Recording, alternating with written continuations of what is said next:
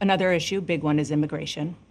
As vice president, you were tasked with addressing the root causes of migration in southern countries and northern part of Central America. The northern part of Central America that affects the southern border of the U.S. During the Biden-Harris administration, there were record numbers of illegal border crossings. Why did the Biden-Harris administration wait 3.5 years to implement sweeping asylum restrictions? Well, first of all, the root causes work that I did as vice president, that I was asked to do by the president, has actually resulted in a number of benefits, including historic investments by American businesses in that region. The number of immigrants coming from that region has actually reduced since we began that work. But I will say this, that Joe Biden and I and our administration worked with members of the United States Congress on an immigration issue that is very significant to the American people and to our security, which is the border. And through bipartisan work, including some of the most conservative members of the United States Congress, a bill was crafted, which we supported, which I support. And Donald Trump got word of this bill that would have contributed to securing our border, and because he believes that it would not have helped him politically, he told his folks in Congress, don't put it forward. He killed the bill. A border security bill that would have put 1,500 more agents on the border. And let me tell you something, the Border Patrol endorsed the bill. And I'm sure in large part because they knew they were working around the clock, and 1,500 more agents would help them. That bill would have allowed us to increase seizures of fentanyl. Ask any community in America that has been devastated by fentanyl what passing that bill would have done to address their concern and a pain that they've experienced. So you would push that legislation again. I just want to ask about... Not only push it, I will make sure that it comes to my desk and I would sign it. Just one other question about something that you said in 2019 when you first ran. There was a debate. You raised your hand when asked whether or not the border should be decriminalized. Do you still believe that? I believe there should be consequence. We have laws that have to be followed and enforced that address and deal with people who cross our border illegally, and there should be consequence. And let's be clear, in this race, I'm the only person who has prosecuted transnational criminal organizations who traffic in guns, drugs, and human beings. I'm the only person in this race who actually served a border state as Attorney General to enforce our laws, and I would enforce our laws as president going forward. I recognize the problem. Generally speaking, how should voters look at some of the changes that you've made, that you've explained some of here, in your policy? Is it because you have more experience now and you've learned more about the information? Is it because you were running for president in a Democratic primary? And should they feel comfortable and confident that what you're saying now is going to be your policy moving forward? Dana, I think the most important and most significant aspect of my policy perspective and decisions is my values have not changed. You mentioned the Green New Deal. I have always believed, and I have worked on it, that the climate crisis is real, that it is an urgent matter, to which we should apply metrics that include holding ourselves to deadlines around time.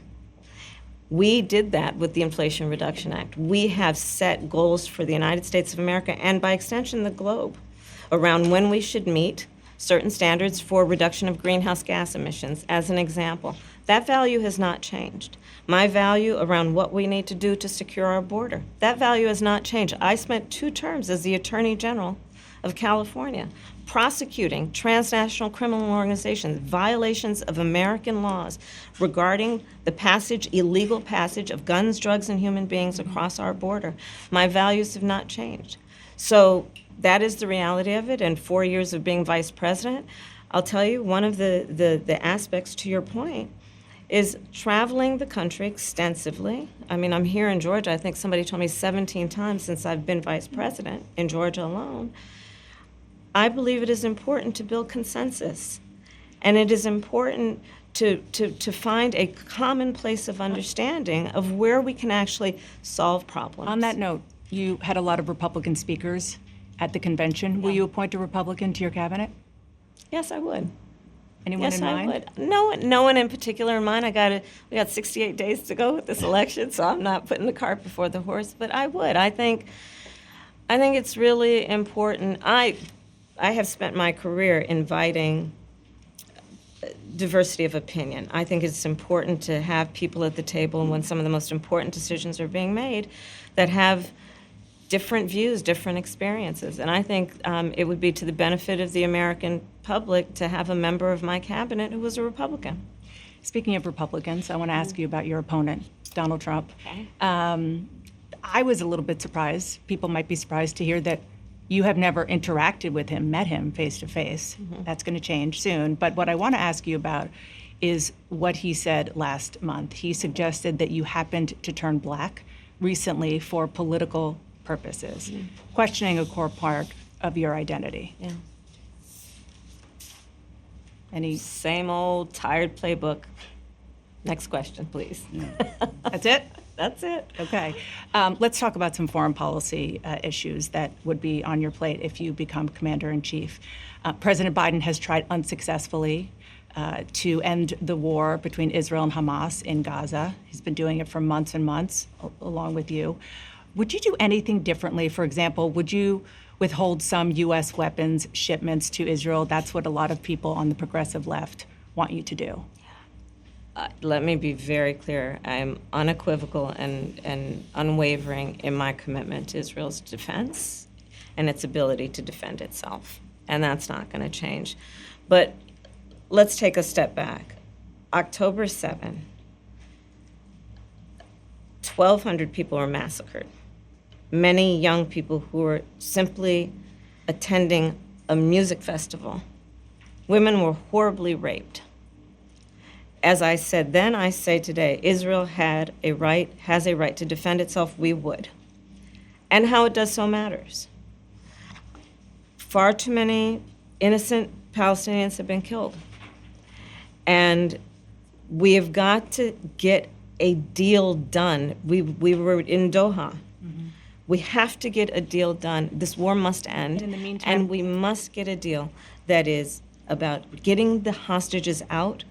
I've met with the families of the American hostages. Let's get the hostages out. Let's get the ceasefire done. But no change in policy in terms of arms and so forth. No, we have to get a deal done. Dana, we have to get a deal done. When you look at the significance of this to the families, to the people who are living in that region, a deal is not only the right thing to do to end this war, but will unlock so much of what must happen next. I remain committed since I've been on October 8 to what we must do to work toward a two-state solution, where Israel is secure and in equal measure, the Palestinians have security and self-determination and dignity.